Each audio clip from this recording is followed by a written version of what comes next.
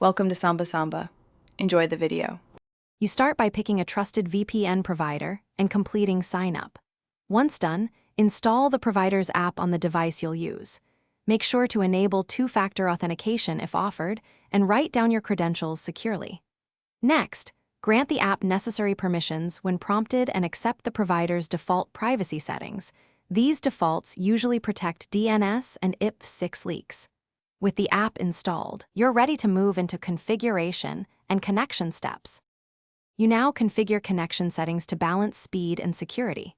First, sign in and choose a modern protocol such as WireGuard for performance or OpenVPN for compatibility.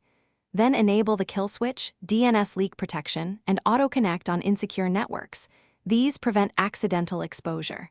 After that, pick a server based on your goal, nearby for better speed, or a specific country for access. Finally, hit connect and verify the app reports a secure tunnel and new IP. You finish by confirming that traffic routes through the VPN.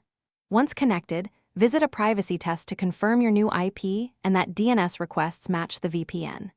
If a geo-block service still restricts you, switch server locations or change protocol.